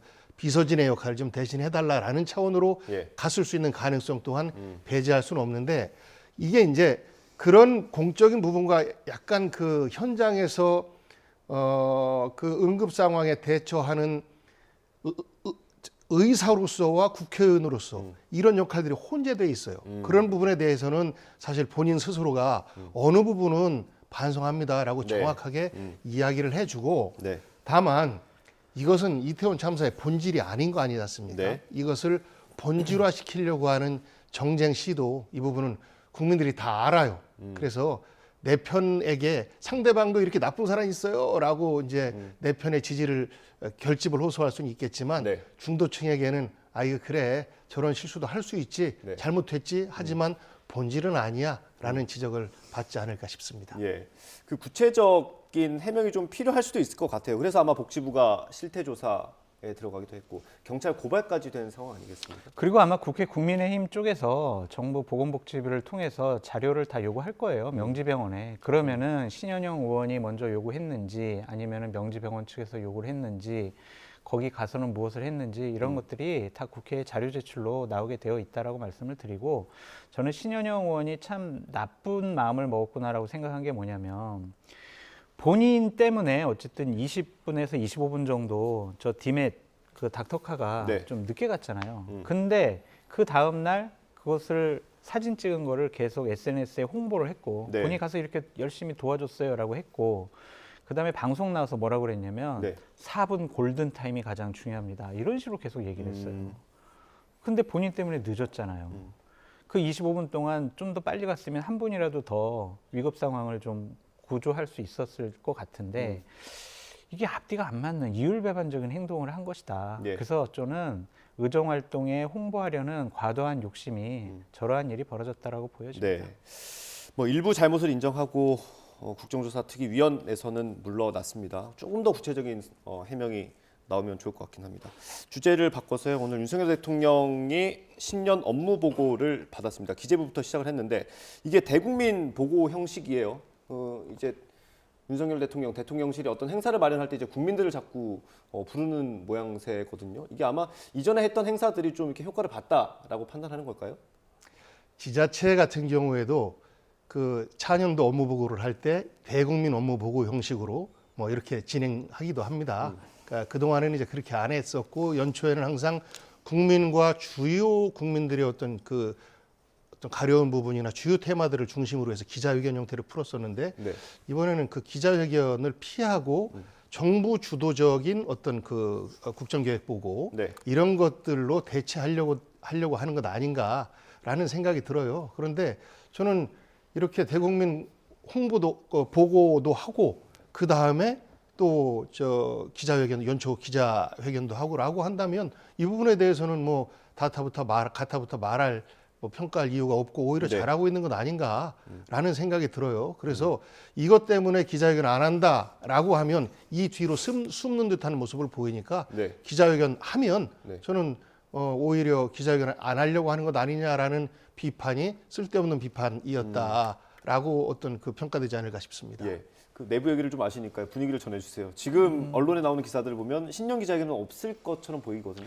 그렇게 지금 방침이 잡힌 것으로 보여집니다. 하지만은 이제 많은 국민들이나 언론인들 같은 경우엔 기자들이 직접 대통령을 향해서 내년도 올해 국정 운영 어떻게 하실 건가요? 그러한 것들을 현장에서의 질문을 받으셔야죠. 그래서 본인 생각과 판단을 말씀하시는 것이 좋고 기자들이 그냥 기자들 생각 물어보는 거 아니잖아요. 네. 국민들을 대신해서 여러 가지 궁금한 점을 물어보는 거기 때문에 이러한 어떠한 업무 보고 형식 일정 좋습니다. 하지만은 국민들이 궁금한 것을 직접 물어볼 수 있는 신년 기자회견도 동반되면 좋을 것 같다라는 생각이 듭니다. 예, 어제 있었던 행사도 국민과 함께하는 행사였어요. 청년 200명을 불러서 이제 간담회를 한 건데 이거는 어떻게 보셨습니까? 그러니까 홍보를 하기 위한 다양한 노력들을 하는데 문제는 뭐냐면 국민들을 주로 보는 것이 아니고 나를 주로 하고 국민들을 대상으로 하는 것 같아요. 네. YTN 돌발 영상 사건 같은 경우에도 사실상 준비된 계획된 질문들 이런 것들을 대상으로 해서 하려고 하다 보니 사실 그런 일이 발생된 것 아닌가. 예. 결국은 국민들에게 짜여진 각본을 보여주려고 노력하는 모습 속에서 나온 것 아닌가라는 의견들도 있는 것 아니겠습니까? 예. 저는 200명 국민들 대상으로 얼마든지 이야기할 수 있는데 과연 거기서 불편한 이야기가 나왔는가? 라고 물어보고 싶어요. 대통령 이렇게 하면 안 되는 거 아니겠습니까? 예. 라는 노동과 관련된다라고 하면 이해 당사자인 노조의 이야기도 거친 반발도 좀 들어보고 하면 아우 대통령 고생하네 라고 할 텐데 안 그런 거잖아요. 네. 본인이 다 준비해서 본인의 계획한 대로 그 자리를 마무리하려고 하는 이런 의도성 있는 소통은 저는 소통이 아니다라고 평가하고 싶습니다. 예. 말씀을 꺼내셔가지고 저희 돌발 영상은 사실 이제 사용해서는 안 되는 약속되지 않은 영상을 사용해서 저희가 삭제를 했고 관련 입장을 저희가 회사 홈페이지에 올려놨습니다. 참고하시면 좋을 것 같고 그 어제 행사에 모신 분들을 제가 보면서 좀 궁금했던 건 국민의힘 당협 쪽에서 이제 모은 맞아요. 사람들이더라고요. 네. 그거는 그러니까 제가 보기에는 좀 야당과도 좀 만나는 모습을 보여주면 좋겠는데 계속 이제 여당 쪽 인사들을 만나는 건 어떻게 생각하시는지? 그렇죠. 우리 편만 모아서 저런 중요한 노동 개혁에 관해서 의견을 나눴다, 대국민들을 홍보를 했다, 같이 소통을 했다 이렇게 포장하고는 것은 좀 무리가 있어 보인다라는 생각이 들어요. 저기 나간 청년들 같은 경우에는 캠프에 있던 사람들, 또 나를 지지했던 사람들 그런 사람들만 200명 모아놨었거든요. 우리 편을 모아놓고 일방적으로 그냥 홍보한 것 같다라는 좀 느낌이 들어요. 그러니까 저기에 있는 200명의 이제 청년들은 대통령님 잘하셨어요 박수만 치잖아요. 네. 대통령이 하는 일 모든 것이 잘할 수는 없죠. 예. 다른 생각과 다른 판단을 하는 사람들의 얘기도 들었어야 하는데 조금 저렇게 제한적으로 우리 편만 모아서 한 것은 좀 안타깝다. 하지만 예. 저런 행사들 계속 하시는 것은 좋아 보인다. 그래서 앞으로 하실 때는요. 좀 우리 편만이 아니라 좀 다른 목소리를 낼 수 있는 사람들과도 함께 얘기를 나눴으면 좋겠어요. 소장님도 한번 가셔야 되죠. 저를 안 부를 것 같은데. 알겠습니다. 지금 대통령실과 정부의 어떤 메시지가 노동개혁에 좀 계속 집중이 되고 있는 것 같아요. 오늘 대통령 업무보고 모두 발언도 마찬가지인데 이 노동개혁 방향에 대해서는 어떻게 생각하세요? 노동 착취 구조라고 얘기를 했는데 구체적으로 좀 뭔지 잘 이해를 못 하겠어요. 노동 착취다라고 하는 것은 사용자가 노동자를 착취하는 구조인데 네. 이 내에서 이야기하는 거 보면 노동이 노동을 착취하는 듯한 이런 뉘앙스가 좀 풍겨져서 도대체 무슨 말씀인지 국민들이 이해할 수 있게 설명을 좀 해줬으면 좋겠다라는 생각을 합니다. 네. 결국은 두 가지 아니겠습니까? 하나는 노동 시간의 유연성과 그 고용의 탄력성을 어떻게 확보할 것인지가 우리의 숙제예요. 네. 그런데 그 노동 시간의 그 유연성과 관련해서는 이것을 그 ILO 규정에 맞게끔 운영을 하면서 어떻게 탄력성을 한 달 혹은 뭐 2달, 6개월 이런 식으로 좀 더 유연하게 할 것인지에 대한 국민적 동의를 받아나가는 과정이 필요합니다. 왜냐하면 이것에 대해서 사용자 측의 거센 반발에도 불구하고 문재인 정부에서는 그래도 그 주 52시간을 넘지 않는 범위 내에서의 어떤 그 노동시간의 유연성을 확보하려고 했었던 것인데 이것을 더 늘려야 된다. 지금이 너무 꽉 조이고 있다라고 한다면 거기에 맞게끔 국민들에게 설명하면 된다라고 보거든요. 이건 현실적 선택의 문제이기 때문에 그런데 이제 그것을 빌미로 해서 오히려 정당한 노조의 활동까지도 탄압하고 있는 것 아닌가. 그리고 노조의 회계를 들여다본다라고 하는데 예를 들어서 노조에서 국가기관으로부터 받은 어떤 그 지원금을 어떻게 썼는지는 그거는 들여다봐야죠. 하지만 노조 원들의 회비를 받은 걸 가지고 이걸 어떻게 썼는지를 정부가 들여다본다라고 하는 것은 정부 국가의 지나친 어떤 개입이 되는 것이 자율성을 훼손하는 꼴이 되는 것이죠. 예. 저는 이런 부분들 모두가 노동개혁을 어떻게 하고 싶은지에 대한 어떤 안 보여요. 저도 그 두 가지 문제, 시간의 문제와 고용 탄력성 문제를 해결해야 네. 우리가 한 단계 더 선진화된 그 대한민국으로 갈 수 있다라고 생각하는데 그럼에도 불구하고 그건 이해 당사자들을 조율해야 되는 굉장히 어려운 과정인데 약간 보면 노조를 좀 적으로 두고 노조가 마치 노동개혁을 가로막는 어떤 주범인 것처럼 하는 이런 뉘앙스를 풍겨가면서 진행하고 있는 것 아닌가라는 의혹이 들어서 예. 그렇게 가면 성공하지 못합니다. 네, 일단 내용에 대해서 반론이 있으신지 궁금하고요. 이렇게 정부가 노동개혁에 힘을 쏟는 이유, 메시지를 집중하는 이유는 지지율 상승과도 연관이 있다고 생각하시는지? 그럼요. 그 노조에 그러니까 편향되고 그리고 소수 기득권 노조들만 그들의 권력과 기득권을 확대하려는 귀족 노조는 개혁돼야 된다는 것이 국민적인 의견이 많았었거든요. 네. 그러한 부분에 대해서 정치 파업을 일삼고 또한 민노총이 주말에 집회를 하는 것을 보면 자신들의 노조의 여러 가지 권리나 권익을 향상시키는 것이 아니라 정치 투쟁을 일삼고 있다. 예를 들면은 한미연합훈련 하지 말아라, 주한미군 철수해라, 한미동맹 해체해라 이런 정치적인 구호가 난무하는 것은 결코 노동자들을 위한 것이 아니다라는 기본적인 생각을 갖고 있는 것 같아요. 예. 그래서 소수의 귀족 노조들에 대한 것은 개혁이 돼야 된다라는 것과 아까 말씀해 주셨듯이 노동시간 유연성과 탄력성 이 부분도 젊은 층들이 자꾸 노조가 자신들의 기득권만 유지하다 보니까 일자리가 점점 없어지는 거 아니야? 나는 일을 더 하고 싶은데 어떤 이런 노동법 때문에 나는 더 일할 수가 없어. 이런 부분들은 좀 제도적인 개혁이 있어야 되는 것이 아니냐라고 좀 판단한 것 같습니다. 하지만 그 노조의 재정 투명성 문제를 지적하면서 회계를 들여다보겠다고 하는 것은 저는 좀 과한 것 같아요. 그렇습니까? 네, 왜냐하면 민노총이 밉다고 저들의 회계 유용이 좀 있다고 그런 것을 사적인 기관을 저렇게 들여다보겠다라는 것은 자유주의 사상에 좀 위배되는 것 같아요. 예를 들면 동문회에서 동문들끼리 회비를 걷어요. 거기가 사람도 많고 회비가 많아요. 거기서 어떤 유용 사건이 일어났어요. 그렇다고 해서 그거를 정부가 강제적으로 법적으로 이거 회계 공식적으로 다 다른 곳에서 회계 감사 받아야 돼.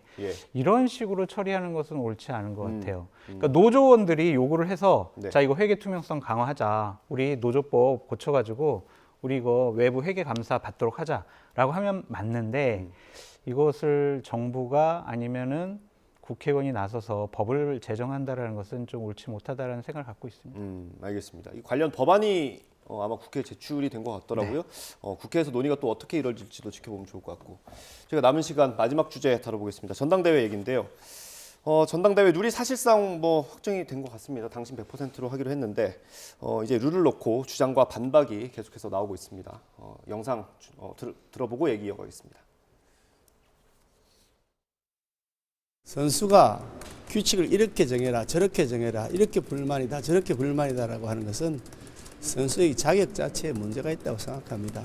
월드컵에 출전하는 축구 선수가 경기 규칙을 가지고 이렇게 해라 저렇게 해라 그러면 우습지 않습니까? 월드컵 하는데 월드컵 개최 2달 전에 이렇게 룰을 바꾸는 그런 피파가 어디 있습니까? 그건 말이 안 되죠. 선수가 룰이 결정되면 당연히 따라야죠. 저도 따라야죠. 오히려 당원들께서 오히려 심판해 주셔야 될 문제라고 생각합니다. 사실 유승민 의원님은 자꾸 전대룰을 100%로 바꾸는 게 본인을 본인을 죽이려고 이런 표현을 쓰셨는데 지금 룰대로 해도 제가 1등일 것 같은데 그러나 이미 이렇게 정해졌다면 우리가 더 이상 좀 왈가왈부하지 않는 게 낫지 않을까. 네, 이 보여드린 세 분을 포함해서 국민의힘 의원들이 언론에 자주 나온다는 것, 전당대회가 이제 임박했다라는 시그널인 것 같고요. 나경원 의원이 지금 룰대로 해도 본인이 1등일 것 같다고 했는데 어떻게 생각하세요? 어제 오늘 나온 여론조사를 보면 나경원 의원의 말이 틀리지 않다라고 볼 수밖에 없습니다. 하지만 룰을 전당대회를 앞두고 이렇게 고치는 것은 좀 무리가 있어 보인다라고 말씀을 드려요. 규칙을 만들 때는요, 당연히 공청회, 토론회, 그 이해관계 대상자들 다 불러가지고 얘기 다 듣고 합리적이고 상식적으로 합의된 룰을 만드는 것이 바로 공정하다라는 건데 지금은 일방적으로 강요됐잖아요. 네. 대통령의 생각이 100% 당원 투표로 가야 되는 것 같아 라는 것이 보도가 되고 난 다음에 정진석 비대위원장이 열흘 정도 확 밀어붙여서 이렇게 됐잖아요. 네. 이것은 공정하고 합리적이고 상식적인 건 아니다라고 말씀드릴 수밖에 없습니다. 예. 정진석 비대위원장은 얘기를 하죠. 일반 반장 뽑는데 왜 복도에 있거나 3반 학생들이 왜 일반 반장 뽑는데 왜 간섭을 해? 왜 투표를 해야 돼? 라고 하지만 제가 여쭤보고 싶은 게 있어요. 그러면은 교장 선생님이 일반 반장들을 뽑는데 반장 대상자들을 불러가지고 면담도 하고 이 A라는 사람이 더 좋을 것 같아라고 그러한 간섭을 하는 게 옳은가요? 옳지 않잖아요. 예. 자율적으로 하도록 내버려 둬야지 지금 국민의힘의 모습은 정당 자율성을 잃어버린 예. 그런 상황이 돼버렸다. 네. 민심으로부터 버려질까 봐 상당히 걱정된다라고 말씀드려요. 뭐 아직 공식적으로 당대표에 나갑니다라고 선언한 사람은 없어요. 근데 지금 거론되는 인물들은 다 나올 거라고 예상하세요? 안 나오면 본인들의 정치적 미래가 없겠죠. 설령 유승민 의원이 현재 당원 100%로 룰이 변경된다 할지라도 네. 나와야 다음번 당대표나 다음번 대통령 선거에 그 당의 후보로서 예. 어떤 이미지를 만들어낼 수 있기 때문에 예. 저는 안 나올 리는 없다라고 생각해요. 그런데 지금 국민의힘의 룰 변경을 보면 윤석열 대통령을 중심으로 한 막가파식 전진이다라고 얘기하고 싶어요. 네. 정진석 비대위원장이 그랬잖아요. 9대1 처음에 변경 얘기가 나오니까 들어보지도 못했다라고 예. 큰 소리로 얘기했다가 그 다음에 대통령 말씀이 이렇다라고 보도 나오고 나서 급하게 정리하면서 아니 우리 반 반장 선거는데 왜 딴 반 사람이 개입하게 만드느냐라고 하면서 또 자기 논리를 바꿔내는데 예. 결국은 뭐 옳고 그름의 문제는 아닌 것 같습니다. 예. 다만 그동안 왜 그 일반 국민들의 여론과 정서를 당대표 선거에 일부분이라도 포함시켰느냐. 예. 민주당이 9대1 구조에서 7대3 구조로 바뀐 과정이 있었거든요. 예. 국민의힘에 비해서 국민 여론을 덜 받아들인다라는 어떤 비판들을 피하기 위해서 좀 더 합리적인 대표를 뽑기 위해서 7대3으로 바꿨는데 현재 국민의힘은 영 반대로 가고 있는 거죠. 예. 9대1도 아닌 100% 당원으로 간다라고 예. 하면 지난날 그 민주당의 전당대회 때 그 당원이 한 100만 정도 되는데 당원 중심만 당원만 왜 당대표 뽑게 만드느냐라는 비판을 했던 것 그런 때부터 예. 저는 본인들이 좀 반성을 하고 예. 지금 본인의 논리를 뭐 한 80만 100만 갈 거기 때문에 충분히 뭐 국민 대표성이 담보된다라고 하는데 과거에 본인들이 무슨 말을 했었는지를 이렇게 좀 들여다보면 약간 좀 민망할 것 같습니다. 예. 그리고 이 결과는 저는 국민들이 내후년 총선에서 결과로 보여줄 터인데 예. 그 과정에서 결코 정당이 대통령과 국민을 연결하는 중간 매개 어떤 그 역할 이거를 제대로 할 수 있을까라는 의구심을 자아내게 하는 예. 룰 변경이 아닌가라고 생각합니다. 알겠습니다. 룰은 이제 뭐 거의 세팅이 됐다고 봐야 될 것 같고요. 그래서 이제 주목이 되는 게 어떤 연대 그리고 단일화 이런 거 아니겠습니까? 지금 가장 많이 거론되는 게 김장연대인데 그 주인공이죠. 김기현 의원 그리고 장제원 의원이 오늘 언론과 만났습니다. 어떤 얘기 했는지 들어보겠습니다. 김장연대라는 것을 공식화 선언할 계획 자체가 없습니다. 아니 김장은 담그면 되는 것이지 뭐 김장 담근다고 선언하고 김장을 담그나요. 잘 담궈서 맛있게 식단에 올려놓으면 풍부하고 맛있는 음식 반찬을 통해서 우리 국민들의 건강도 그리고 정치권에서 영양분도 잘 공급될 수 있도록 하겠습니다. 오늘 어저께 말씀드렸는데 말씀 본 지 얼마 안 돼가지고 벌써 결혼하라 그러는데 커피도 먹어보고 영화도 같이 봐보고 밥도 같이 먹어보고 데이트를 해야 결혼을 결정하지 않겠습니까? 비유가 너무 많아서 무슨 말인지 모르겠습니다, 소장님. 밀당하는 거라고 보여집니다. 장제원 의원의 저런 말은 뭐냐면 내가 선택하는 사람이 다음번 당대표가 될 수 있어 라는 자신감의 표현이다라고 말씀을 드리고요. 또 하나는 아직 대통령께서 누구를 친윤 후보라고 낙점하신 것 같지가 않아서 대통령하고 더 상의해봐야 될 것 같아요 라는 표현인 것 같습니다. 예. 상당히 좀 부적절한 말이다라고 저는 비판하지 않을 수가 없습니다. 예. 당대표는요. 당원들이 뽑아야 합니다. 룰대로 뽑아야 합니다. 네. 특정한 친윤의 핵심인 사람, 그리고 대통령이 찍은 사람, 그런 사람을 당원들에게 강요를 해서 그런 사람을 당대표로 만든다는 것 자체가 지금 당이 잘못 가고 있다라고 네. 비판받을 수밖에 없어요. 예.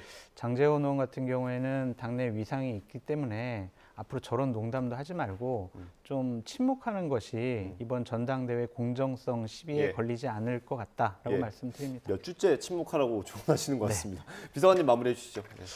김기현 의원은 이미 김장연대는 잘 되고 있는데 무슨 선언까지 필요하냐라는 것이고, 장제원 의원은 아직까지는 할지 안 할지 모릅니다라는 뉘앙스를 풍기면서 자기 몸값을 높여가는 거지 않습니까? 그러니까 서로 입장에 따라서 좀 다른 생각, 다른 표현인 건데 결국은 김장연대에 대해서 부인을 안 하기 때문에 현실화될 가능성이 매우 높다라고 생각하고 예. 이 과정에서 결선 투표제라고 하는 것이 있지 않습니까? 예, 생겼죠. 김기현 의원이 결선 투표에 올라가면 더 좋고 설령 결선 투표에 못 올라간다 할지라도 장제원 의원은 가장 그 결선 투표에서 지지할 수 있는 후보를 두고 컨트롤할 수 있는 힘을 자기가 갖겠다라는 정치적 의도가 다 숨겨져 있어 보입니다. 예. 그런데 이런 김장연대 과연 국민들이 좋은 낯으로 볼까요? 예. 정치적인 일종의 야합처럼 보이지 않겠습니까? 이런 부분을 좀 경계해야 되겠다라는 알겠습니다. 충고를 좀 드리고 싶습니다. 예, 국민들께서 평가하시겠죠. 저도 그 결선 투표제 효과가 어떻게 나타날지 좀 궁금하더라고요. 다음 시간에 한번 다뤄보도록 하겠습니다. 오늘 말씀은 여기까지 듣겠습니다. 장성철 소장, 국회안전 비서관과 함께했습니다. 감사합니다.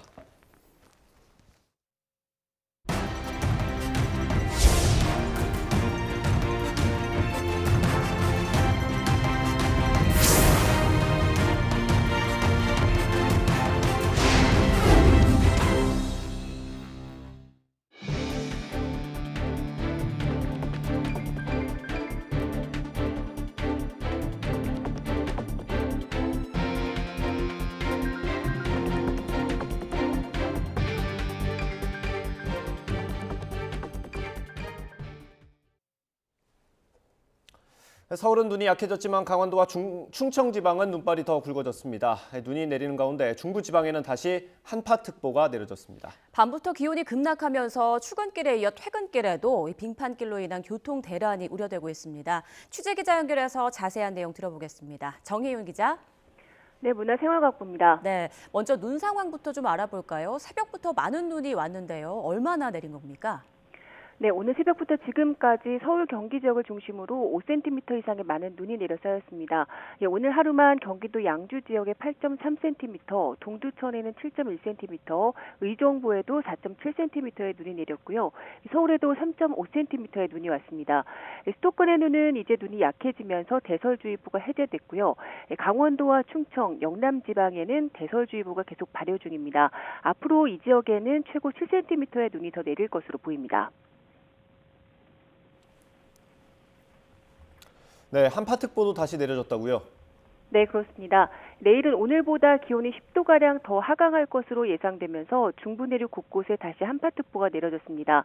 특히 기온이 15도 이상 내려가는 강원도에는 한파경보가 발표됐습니다. 많은 눈이 내린 뒤에 기온이 뚝 떨어지기 때문에 오후까지 내린 눈이 그대로 얼어붙어 빙판을 이룰 가능성이 큽니다. 퇴근길 미끄럼 사고에 더 유의를 해주시고 동파 사고 등 한파 피해에도 대비를 해주시기 바랍니다. 내일 아침 서울 기온 영하 9도, 모레는 영하 14도까지 떨어지겠고 한파 속의 서해안 지역에는 내일 하루 또 25cm 이상의 폭설이 예상됩니다. 지금까지 문화생활각부에서 YTN 정혜윤입니다. 이른 새벽부터 수도권 지역에 많은 눈이 내리면서 출근길 시민들이 불편을 겪어야 했습니다. 골목길 곳곳은 미끄러웠고 또 지하철과 버스로 사람들이 몰리면서 평소보다 혼잡했습니다. 박정현 기자가 둘러봤습니다. 어스름한 새벽, 출근길이 흰 눈으로 덮였습니다. 빙판길에서 혹여나 미끄러질까 손을 꼭 붙잡고 가는 여성들의 발걸음이 조심스럽습니다. 눈 밟아, 눈. 여기 맨홀 뚜껑 밟으면 죽는 날이야. 제설차가 아직 닿지 못한 가파른 고갯길. 바퀴가 헛돌면서 버스가 기어가듯 올라갑니다. 서둘러 집을 나선 시민들은 종종 걸음으로 출근길을 재촉하지만 이미 눈이 많이 쌓인 내리막길을 지나는 게 마음처럼 쉽지 않습니다. 걱정은 좀 많이 있었죠. 아무래도 버스를 타고 가야 되는 길이다 보니까 오르막길이고 해서 미끄러울 것 같아가지고 지금 배차 시간보다는 10분 정도는 빨리 나온 것 같습니다. 지하철역과 버스 정류장은 평소보다 북적였습니다. 길이 미끄러워 버스 배차 간격이 길어지면서 눈바람에 몸을 떨기도 합니다. 출근은 어떻게 하더라도 벌써 퇴근길이 걱정입니다. 또 연말이라서 약속이 퇴근 후에 있는데 친구들을 만날 수 있을지 그게 걱정입니다. 약속이 있어가지고 꾸미고 갈라 했는데 그냥 롱패딩 입고 왔고요. 눈 예보에 자가용 이용이 줄면서 출근 시간 서울 시내 교통 상황은 그나마 평소 수준을 유지했습니다. 다만 제설 작업으로 동부간선도로 의정부 방향 상도 지하차도가 한때 전면 통제되기도 했습니다. 새벽부터 쏟아진 눈으로 사람도 차도 모두 엉금엉금 조심조심 하루를 시작했습니다. YTN 박정현입니다. 남부지방에도 많은 눈이 내려서 출근길 혼잡이 빚어졌습니다. 특히 일부에선 비가 영하의 도로에 다 얼어붙으면서 곳곳에 살얼음이 생겼습니다. 네, 운전자들은 갑자기 나타난 빙판에 놀라서 브레이크를 밟았다가 미끄러지는 일이 속출했습니다. 오늘 들어온 시청자 제보 영상 함께 보시죠. 네, 지금 보시는 화면 오늘 오전 7시쯤입니다. 경주시 외동읍에 있는 한 국도인데요. 교량을 지나도 화물차가 미끄러운 듯 브레이크를 밟고 속도를 줄입니다. 보시는 것처럼 좌우로 휘청휘청하더니 차선을 넘어갔고요. 뒤따르던 승용차는 화물차를 가까스로 피했지만 급하게 핸들을 꺾었던 만큼 균형을 잃고 미끄러집니다. 다행히 사고는 없었습니다. 운전자들은 놀란 가슴을 쓸어내렸습니다. 차들이 미끄러진 건 도로 위에 있던 살얼음 때문이었습니다. 네, 이런 빙판은 동트기 전 새벽 시간에 많이 발생합니다. 이때가 가장 춥기 때문인데요. 이번 경우처럼 교량 위나 터널 끝부분에 많이 나타납니다. 전문가들은 이런 빙판에서는 속도를 평소의 절반으로 줄이고 급하게 차로를 변경해서는 안 된다고 조언합니다. 눈이 쌓이거나 길 전체가 빙판으로 변한 도로보다 중간중간 암초처럼 숨어있는 이런 살얼음 복병이 더 위험하다는 사실 잊어서는 안 되겠습니다. 네, 울산 지역도 추운 날씨에 비가 내리면서 도로 곳곳이 얼어붙어 출근길에 큰 혼잡이 빚어졌습니다. 울산경찰청은 오늘 오전 6시부터 도로 결빙 관련 신고가 200여 건 접수됐다고 밝혔습니다. 울주군 성남사와 베네골을 잇는 도로 등 4곳이 통제됐고 범서읍 문수회시양 아파트와 장검나들목을 잇는 도로 등 2곳은 한때 통제됐다가 해제됐습니다. 특히 문수회시양 아파트에서 백천마을 입구로 이어진 도로에서는 차량 10여 대가 미끄러지는 등 사고가 잇따라 큰 혼잡이 빚어졌습니다. 오늘 아침 8시 50분쯤 전북 군산시 어청도 인근 해상에서 화물선이 갑자기 기울어서 침몰 우려가 있다는 신고가 접수됐습니다.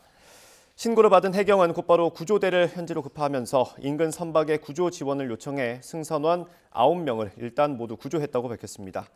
다만 마지막에 구조된 승선원 1명이 저체온증을 호소해서 응급조치를 진행하고 있다고 해경은 밝혔습니다. 사고가 난 선박은 인천 선적의 1865톤급 소형 화물선으로 우리 국민 6명과 인도네시아 국적 승선원 3명이 타고 있었습니다. 해경은 사고 현장을 통제하고 사고 선박의 침몰 위험성 등을 진단하면서 해양 오염 발생 여부 등을 점검하고 있다고 밝혔습니다.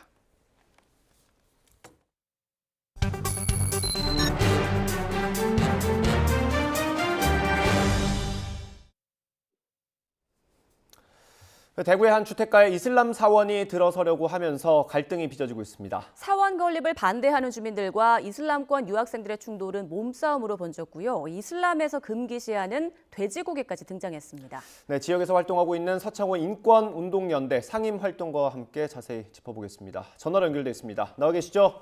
네, 안녕하십니까?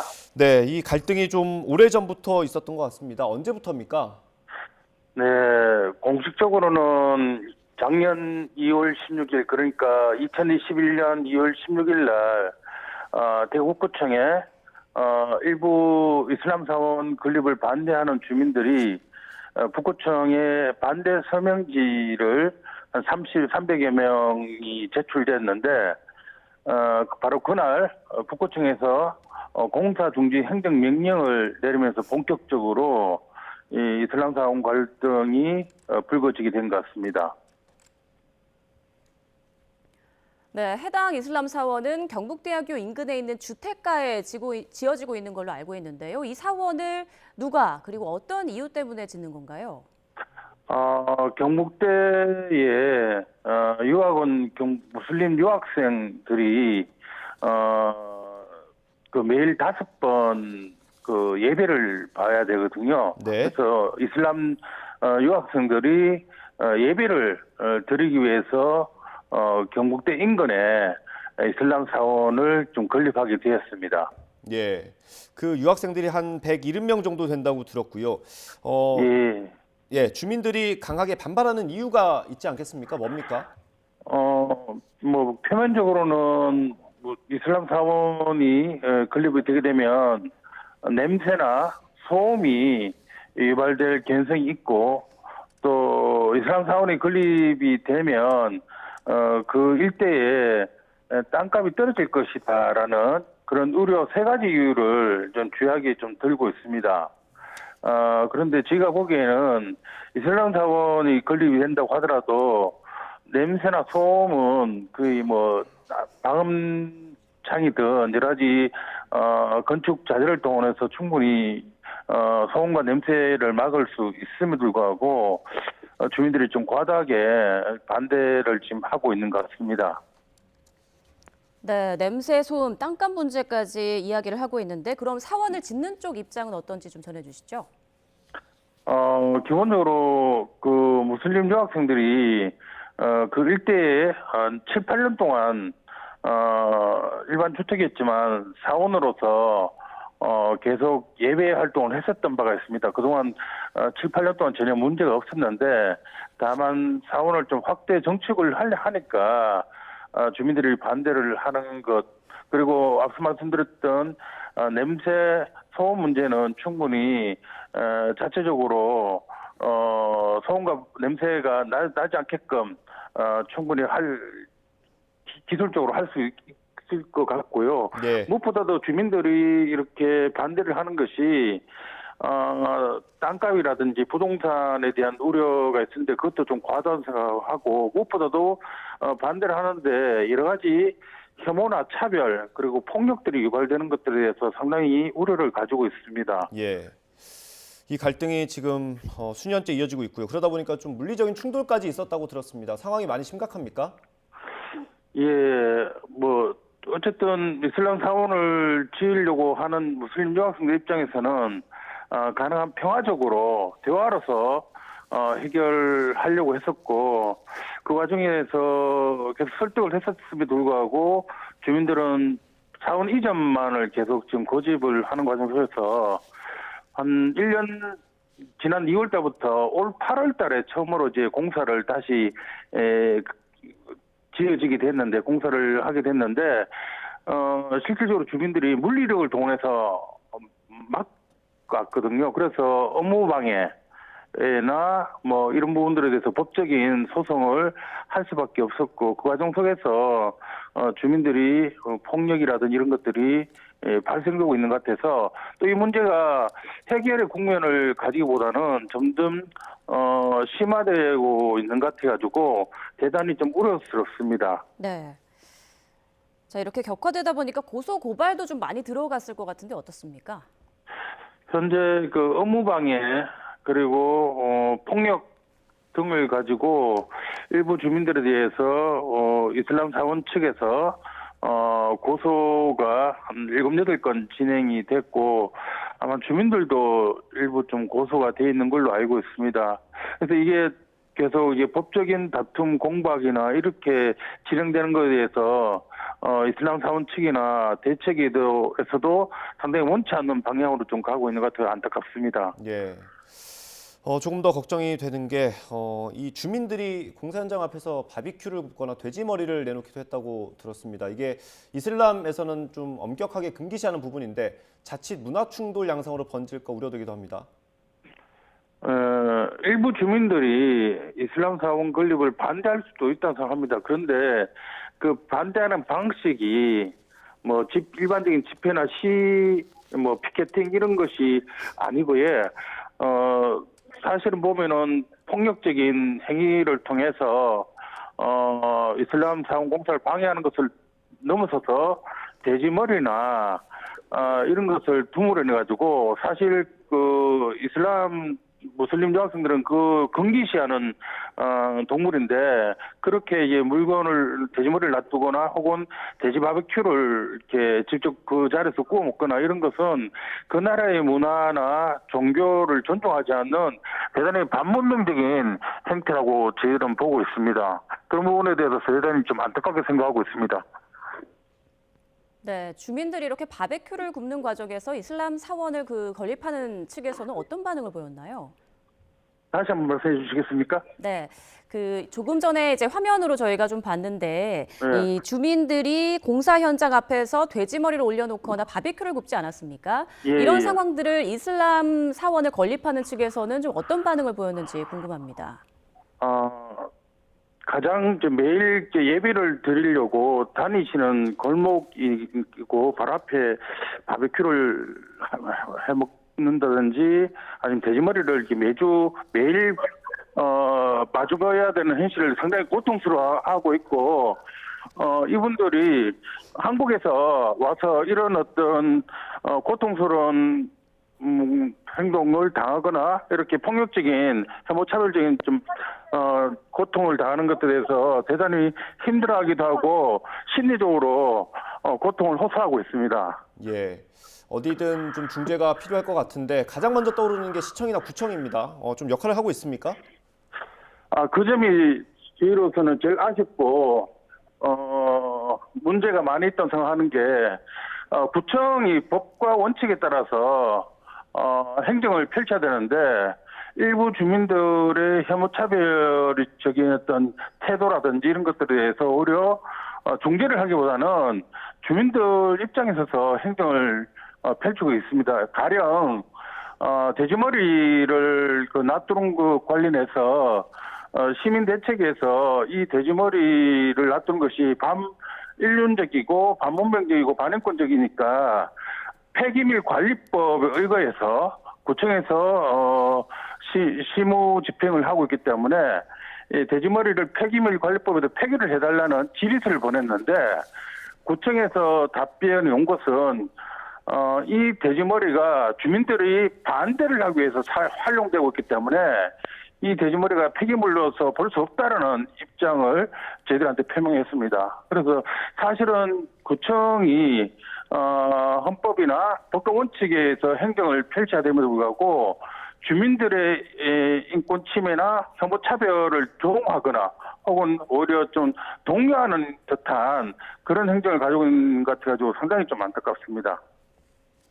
네, 그런데 어떻게 생각해 보면 이 경북대에 공부하러 온 유학생들이니까 이렇게 예배나 기도를 할 수 있도록 학교에서 어떤 공간을 좀 마련해 주면 어떨까 싶은데요. 좀 어렵습니까? 경북대의 입장에서는 이슬람 사원만 학교에 짓는 것은 불가능하고 불교나 기독교에서도 마찬가지일 건데 형평성이 어긋나기도 하고 국립대에서는 그렇게 법적인 근거가 없다는 입장을 가지고 있어서 사실은 경북대에서도 이 문제에 대해서는 적극적인 태도를 좀 가지고 있지 않는 것 같습니다.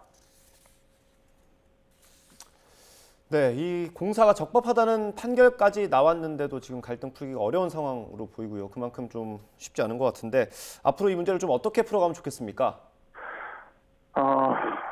사실은 이 이슬람 사원 문제가 벌써 한 2년 가까이 좀 끌어오고 있는데 이게 대구 지역뿐만 아니라 전국적인 또 세계적인 문제까지로 좀 비화되고 있습니다. 그래서 한국이 OECD 10위라기도 하기도 하고 글로벌 사회라고 얘기하는 데 있어서 무슬림에 대한 태도가 이렇게 폭력적이고 혐오차별적인 어떤 태도가 한국 사회에 존재하는 것 자체가 대단히 문제가 있다는 생각이 듭니다. 이 문제에 있어서 가장 기본적인 책임질 수 있는 북구청이나 대구시에서 행정당국이 이 문제에 대한 적극적인 중재와 해결의 노력을 가지는 것이 우선 첫 번째일 거란 생각을 하고요.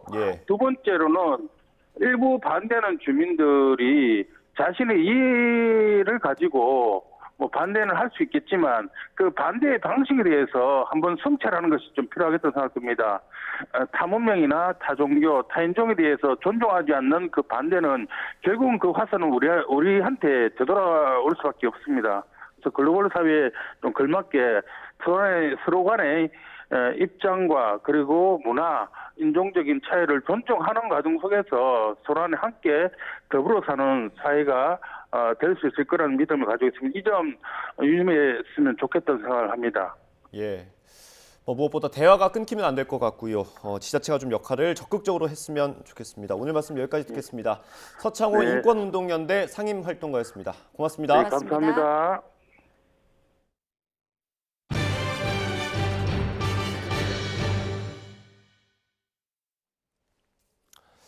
이종섭 국방부 장관은 북한의 어떠한 도발에도 임전 필승의 현장 즉흥 태세를 완비할 것을 강조했습니다. 이 장관은 오늘 열린 2022년 후반기 전군 주요 지휘관 회의에서 북한이 핵 위협을 노고로 하고 우리 영토에 대한 직간접적인 위협을 자행하고 있다며 이같이 밝혔습니다. 오늘 회의에서는 내년 중점 과제로 한국형 삼축 체계 능력 확충, 전략사령부 창설 단계적 추진, 미 확장 억제 실행력 실질적 강화, 한미연합 야외 기동 훈련 확대 시행 등을 꼽고 구체적인 실행 방안을 논의했습니다. 북한은 대륙간 탄도미사일 발사 등 올해 도발 성과를 과시하면서 자신들을 시험해 보려는 건 시대착오에 빠진 자들의 무분별한 자살 노름이라고 주장했습니다. 노동당 기관지 노동신문은 지금껏 미국의 면전에 초강경 보복 의지를 선언하고 실천으로 증명한 나라는 없다고 자찬하고 실전화된 군사훈련을 통해 핵무력 정책의 실행력을 행동으로 보여줬다며 이같이 강변했습니다. 자유아시아 방송과 미국의 소리 방송은 미국 전문가들 사이에서 북한의 정찰 위성 기술은 뒤처져 있지만 진전을 이루면 영내 안보에 부정적 영향을 미칠 우려가 있다고 보도했습니다. 미 연구기관 전략국제문제연구소의 조셉 버뮤데즈 선임연구원은 북한의 정찰 위성 기술이 미국의 1960년대 수준이라고 평가하면서도 빠른 속도로 기술을 발전시킬 가능성이 있다고 내다봤습니다. 러시아가 유럽을 상대로 천연가스를 수출하는 데 사용하는 가스관이 폭발했습니다. 공교롭게도 유럽연합이 가스 가격 상한제를 합의한 다음 날 사고가 발생하면서 둘 사이에 관련이 있는 것 아니냐는 의심이 일고 있습니다. 조용선 기자입니다.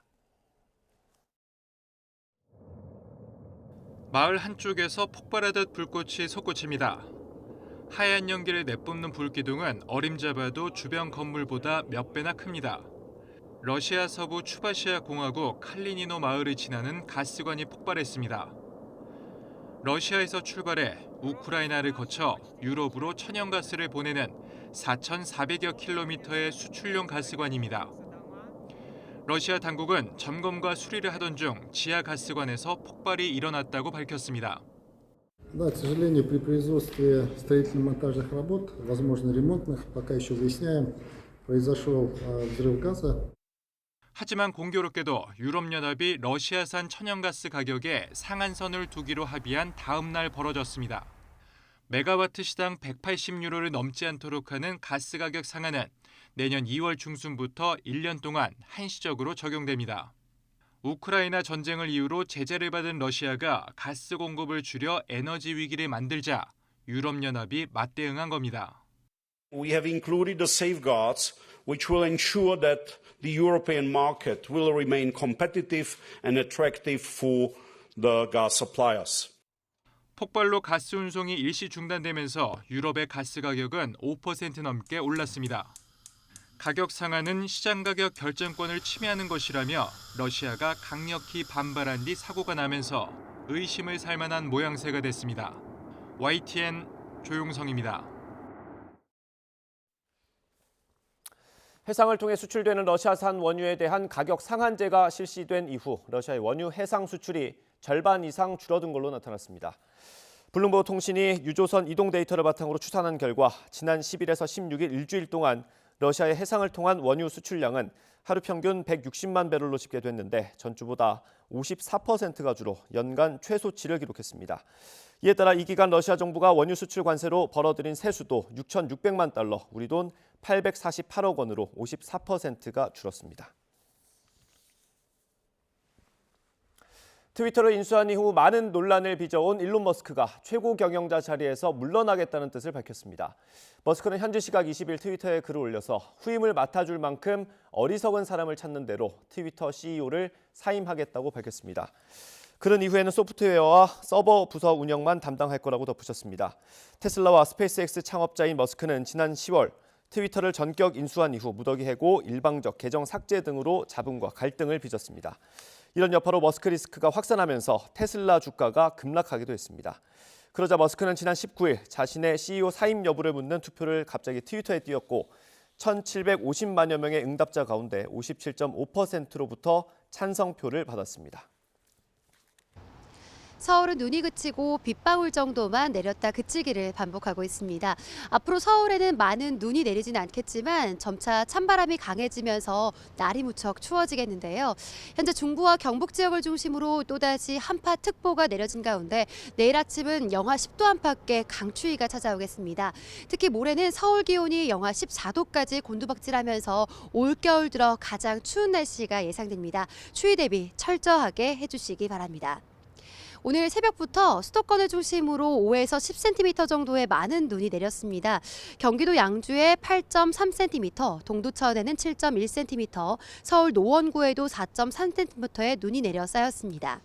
현재 강한 눈구름은 영남 해안에 집중돼 있는데요. 강원과 충북, 경북 지역에는 여전히 대설주의보가 내려진 가운데 오늘 퇴근길 무렵까지 눈이 더 이어지겠습니다. 강원과 제주 산간에 최고 7cm, 충북과 영남 지역을 중심으로는 1에서 5cm의 눈이 더 내리겠고요. 서울도 수도권은 1cm 안팎의 눈이나 5mm 안팎의 비가 더 내리겠습니다. 눈구름 뒤로는 또다시 강한 한기가 남하하겠고 주말까지 영하 10도 안팎의 강추위가 이어지겠습니다. 한파 속 내일부터 서해안과 제주도에는 다시 폭설도 쏟아지겠는데요. 내일부터 주말까지 서해안 많은 곳에 30cm 이상, 제주 산간에는 50cm의 눈폭탄이 예상되는 만큼 철저한 대비가 필요합니다. 찬바람이 강해지는 퇴근길에는 내린 눈과 비가 얼어붙으면서 도로 곳곳에 빙판을 이루는 곳이 많겠습니다. 퇴근길 되도록 대중교통 이용해 주시기 바라겠고요. 보행자는 평소보다 보폭을 줄여서 이동을 해주시고 스마트폰 사용은 자제해 주시는 게 좋겠습니다. 지금까지 YTN 홍나슬입니다.